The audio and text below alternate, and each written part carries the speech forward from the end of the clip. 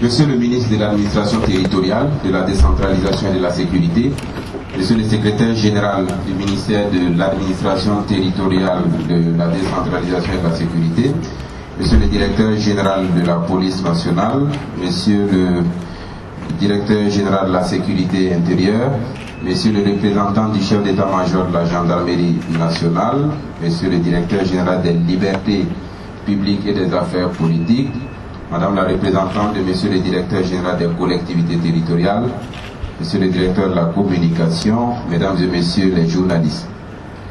Le contexte national est marqué depuis quelques jours par l'adoption de la loi portant modification du code électoral et les interpellations de personnes suspectées de malversation et de troubles à l'ordre public. Que d'informations avons-nous vues et entendues sur les réseaux sociaux, sur certains médias et même dans plusieurs cas de concertation. C'est pour couper court à certaines rumeurs et donner l'information juste au peuple burkinabé que le ministère de l'Administration territoriale, de la décentralisation et de la sécurité a initié la présente conférence de presse avec pour principal orateur le ministre Auguste Denis Bari, entouré de ses plus proches collaborateurs. Plusieurs sujets seront évoqués par Monsieur le ministre. Ce sont entre autres le vote de la loi portant modification du code électoral, les récentes interpellations, les questions sécuritaires et j'en passe. Et c'est la déclaration liminaire de Monsieur le ministre qui va servir d'introduction à la présente rencontre. Et juste après, une première liste sera ouverte pour les questions suivies des réponses. Et si le temps nous permet, une autre liste sera ouverte. Mesdames et Messieurs les journalistes, je vous invite à prêter une oreille attentive à la déclaration liminaire de Monsieur le ministre. Merci, Monsieur le présentateur.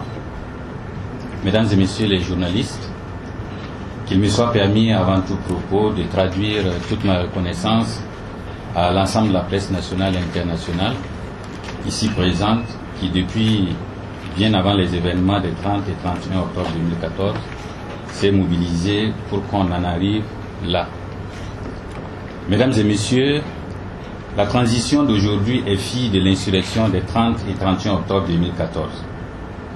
Et comme le dit si bien un adage populaire, telle mère, telle fille.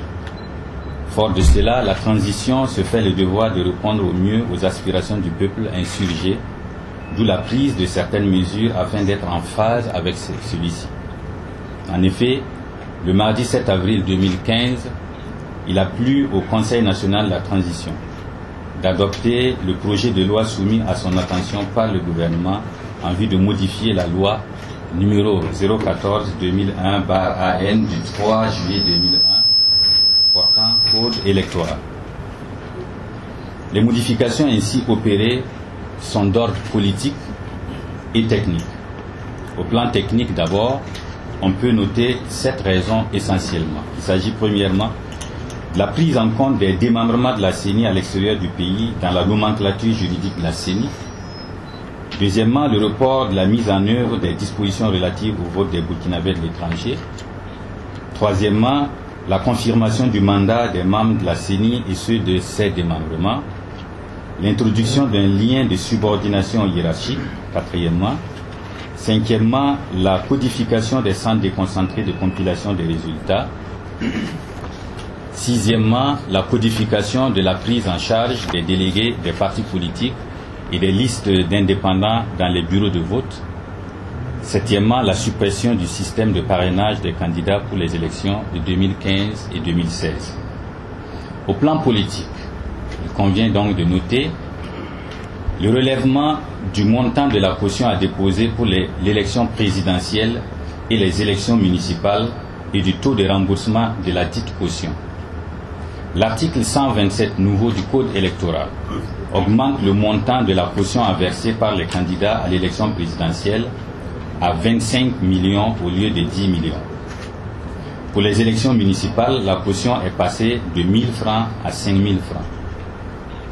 En outre, pour l'élection présidentielle, la condition de remboursement de cette caution, qui était de recueillir 5% des suffrages exprimés, est maintenant revue à la hausse. Désormais, tout candidat à l'élection présidentielle doit, pour prétendre au remboursement de la caution déposée, avoir recueilli 10% des suffrages exprimés. L'alinéa 2 de l'article 127 le précise notamment.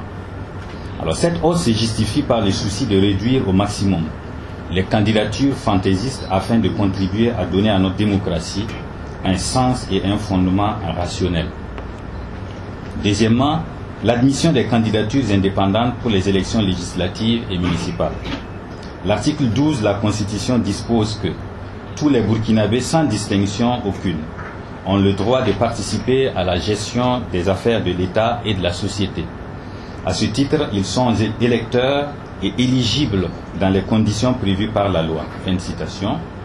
Si le principe de la candidature indépendante est admis pour l'élection présidentielle, il en était autrement des élections législatives et municipales.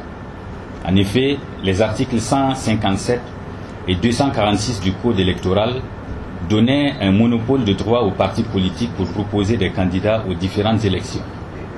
Ces articles et bien d'autres dispositions irrélatives ont été modifiés pour prendre en compte les candidatures indépendantes pour les élections législatives et municipales, ainsi que je le disais tantôt. Désormais, les candidatures indépendantes sont autorisées pour tout type de scrutin au Burkina Faso. Troisièmement, l'introduction d'une nouvelle cause d'inéligibilité. Cette nouvelle cause d'inéligibilité, telle que libellée dans les articles 135, 166 et 242 nouveaux du Code électoral, frappe les personnes ayant soutenu un changement anticonstitutionnel qui porte atteinte au principe de l'alternance démocratique, notamment au principe de limitation du nombre de mandats présidentiels. Les personnes coupables de tels faits ne peuvent pas faire acte de candidature pour les élections présidentielles et législatives de 2015, ainsi que pour les municipales de 2016. Cependant, ces dispositions ne s'appliquent que pour ces échéances électorales précitées. Elles se justifient par le souci de respecter les dispositions de la Charte de la transition ainsi que celles de la Charte africaine de la démocratie, des élections et de la gouvernance du 30 janvier 2007. Quatrièmement, l'introduction de la notion de campagne électorale déguisée et de l'interdiction des gadgets publicitaires lors des campagnes électorales. Cette innovation introduite à l'article 68 ter, quater et quinquies vise à préserver la sincérité du scrutin et des résultats électoraux et l'égalité de chance entre les candidats aux différentes élections. Ainsi, les pratiques publicitaires à caractère politique, l'offre de tissus, de t-shirts, de stylos, de porte-clés, de calendriers et autres objets de visibilité à l'effigie des candidats ou symboles des partis, ainsi que leur port et leur usage, les dons et libéralités ou les faveurs administratives faits à un individu, à une commune ou à une collectivité quelconque, des citoyens à des fins de propagande pouvant influencer ou tenter d'influencer le vote sont interdits 90 jours avant tout scrutin et jusqu'à son terme. Aussi, l'utilisation des attributs, biens ou moyens de l'État, comme ceux d'une personne morale, publique, d'une institution ou d'un organisme public, notamment une société, un office, un projet d'État et une institution internationale à des fins électoralistes est interdite. Mesdames et messieurs les journalistes, depuis un certain temps, la police et la gendarmerie nationale procèdent à des interpellations d'individus suspects. À la date d'aujourd'hui, une quinzaine de personnes ont été interpellées, 9 ont été déférées soit à la maison d'arrêt de correction de Bobo, soit à la maison d'arrêt de correction de Ouagadougou. Les autres ont été relaxés pour des raisons diverses. Alors, pour l'ensemble de ces interpellations, on peut retenir, entre autres, M. Kaboré Salif Lamoussa, ancien ministre des Mines et de l'Énergie, déféré à la maison d'arrêt et de correction de Ouagadougou, M. Zongo Adama, ancien maire de Tanguin Dassouri, président de la FEDABC, lui aussi déféré à la maison d'arrêt et de correction de Ouagadougou, M. Joani Ouedraogo, ancien maire de Boulmiou, toujours il a été déféré à la maison d'arrêt et de correction de Ouagadougou, Monsieur Jérôme Bougouma, ex-ministre de l'administration territoriale et de la sécurité, relaxé le lundi 13 avril 2015. Monsieur Ouedraogo Rasmane, président du parti politique La Nouvelle Alliance du Faso, relaxé. Monsieur Jean-Bertin Ouedraogo, relaxé. Monsieur Sanou Salia, secrétaire provincial du Congrès pour la démocratie et le progrès, oui, et ancien maire central de la commune de Bobo-Dioulasso, transféré et plutôt déféré le lundi 13 avril 2015 à la maison d'arrêt et de correction de Bobo-Dioulasso. Monsieur Sanou Seydou, ancien maire d'un arrondissement de Bobo, lui aussi déféré le lundi 13 2015 à la maison d'arrêt et de correction de Bobo. Monsieur Karim Baro, déféré le lundi 13 avril 2015 à la maison d'arrêt et de correction de Bobo. Monsieur Arthur Kafando, ancien ministre de l'Industrie, du Commerce et de l'Artisanat, relaxé. Monsieur Sawadogo Zakaria, ancien maire de l'arrondissement 4, déféré à la maison d'arrêt et de correction de Ouagadougou. Monsieur Ouedraogo Tiga Pascal, ancien maire de Signoguin, déféré à la maison d'arrêt et de correction de Ouaga. Madame Ouattara Asita, elle était ancien premier adjoint du maire de Bobo-Dioulasso, déféré à la maison d'arrêt et de correction de Bobo-Dioulasso. Monsieur Rabo Ibrahim, déféré à la maison d'arrêt et de correction de Bobo. Monsieur Tiendré Beogo Adama, pour l'instant interpellé à la gendarmerie de Ouagadougou. Alors, les faits reprochés à l'ensemble, mais individuellement chacun pour son cas, c'est pour des raisons d'atteinte à la sûreté de l'État, malversation dans les lotissements, surfacturation et malversation dans l'exécution des marchés publics, faux et usage de faux, activités politiques illégales, troubles à l'ordre public et incitation à des troubles à l'ordre public. Il reste entendu que les investigations se poursuivent en vue de l'interpellation d'autres personnes ayant commis des actes similaires. Alors, mesdames et messieurs les journalistes, aucun véritable développement ne saurait s'inscrire dans un climat de méfiance, de peur et d'insécurité. C'est pourquoi l'État doit s'investir pleinement pour la sécurité des populations et de leurs biens. Et cela passe par une franche collaboration avec les forces de défense et de sécurité qui sont là pour nous et non contre nous. Sans collaboration, les gendarmes ou les policiers ne sauraient être efficaces. La lutte contre l'insécurité et le grand banditisme étant une affaire de toutes et de tous, j'encourage les citoyens à prêter main forte à nos forces de sécurité. Toute personne qui donnera une information sûre et juste aux forces de sécurité permettant d'arrêter des bandits sera désormais récompensée à hauteur d'une somme allant de 150 000 à 250 000 francs. Et cela pourrait être vu à la hausse, bien sûr, en fonction de l'enjeu.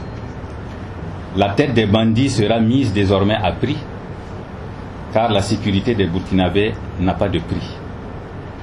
Elle requiert une mobilisation et un investissement de toutes et de tous. Mesdames et messieurs les journalistes, permettez-moi de saluer la mémoire de toutes les forces de défense et de sécurité et la population tombée sous les balles assassines des bandits. Aux familles des victimes, je leur réitère toute la compassion du gouvernement. Que Dieu apaise leurs souffrances. Et je voudrais vous inviter sur ce chapitre à ce que nous observions une minute de silence en leur mémoire.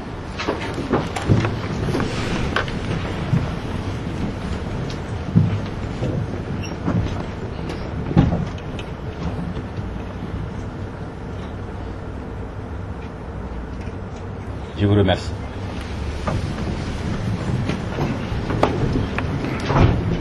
À tous les blessés lors des attaques et du récent enlèvement sur le site de Tambao, particulièrement aux gendarmes touchés par les balles et admis au centre hospitalier universitaire de Tenganugo, je leur souhaite au nom du gouvernement prompt rétablissement. C'est l'occasion pour moi de rassurer l'opinion nationale que la vie du gendarme en question est hors de danger selon son médecin traitant. Je vous remercie de votre aimable attention. Nous disons merci à M. Auguste Denis Bari, ministre de l'administration territoriale, de la décentralisation